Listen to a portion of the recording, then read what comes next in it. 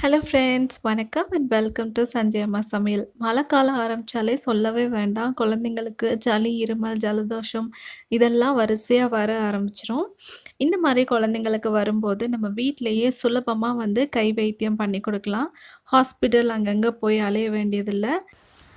முதல்ல இதுக்கு நம்ம ஒரு 3-4 ஓமவல்லி, கற்பூரவல்லின்னு சொல்லுவோம் இல்லையா, அந்த இலைகளை கொஞ்சம் பறிச்சிட்டு வந்துடலாம். இது நம்ம 3 வயசு குழந்தைங்கள்லேருந்து பெரியவங்க வரைக்கும் நம்ம இந்த மாதிரி குடிக்கலாம். 3 வயசுக்கு கீழே உள்ள குழந்தைங்களுக்கு நம்ம வேறு மாதிரி கொடுக்கணும். அதை நான் இன்னொரு வீடியோவில் போடுறேன். என்னோடய பையனுக்கு 3.5 வயசு ஆகுது.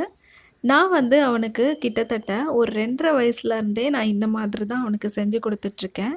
இப்போ ஒரு 3 பெரிய சைஸ் இலையும், ஒரு சின்ன சைஸ் இலை, ஒரு வெத்தலை இவ்வளோத்தையும் எடுத்துக்கலாம்.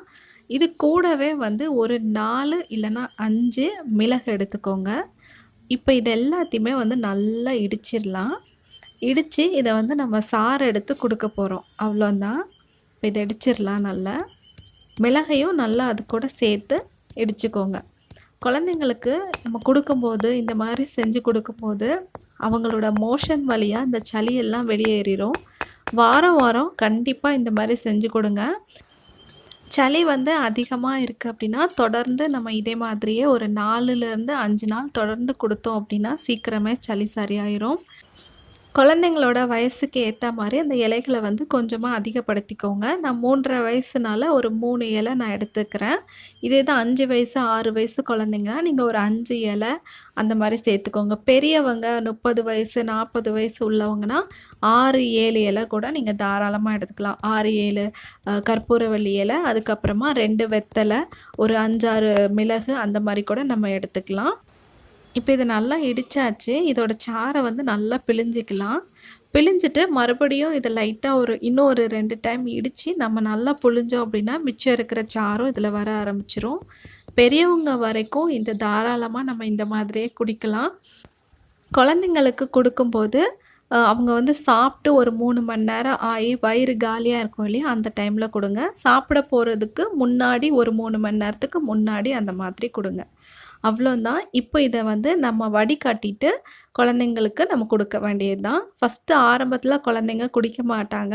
நம்ம இதை ஒரு வழக்கமாக அவங்களுக்கு பழக்கப்படுத்திட்டோம் அப்படின்னா ஈஸியாக குடிக்க ஆரம்பிச்சிருவாங்க. நானும் என்னோடய பையனுக்கு தொடர்ந்து அவனுக்கு தண்ணி மாற்றி மாற்றி குடித்தனால இருமல் வர ஆரம்பிச்சிடுச்சு. தொடர்ந்து ஒரு 5 நாள் நான் இந்த மாதிரி தான் கொடுத்தேன் அவனுக்கு. இப்போ சளி, இருமல் எதுவுமே இல்லை, சரியாயிடுச்சு. கண்டிப்பாக இந்த வீடியோ உங்களுக்கும் பயனுள்ளதாக இருந்திருக்கும்னு நம்புகிறேன். என்னோடய சேனலை இன்னும் நீங்கள் சப்ஸ்கிரைப் பண்ணலைன்னா மறக்காமல் சப்ஸ்கிரைப் பண்ணிக்கோங்க. பக்கத்தில் இருக்க பெல் பட்டனையும் கிளிக் பண்ணிக்கோங்க.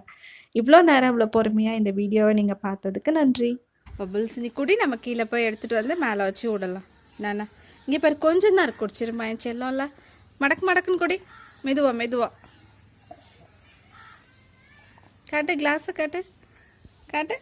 Very good Sanjay. காட்டு, எங்கே விடுற?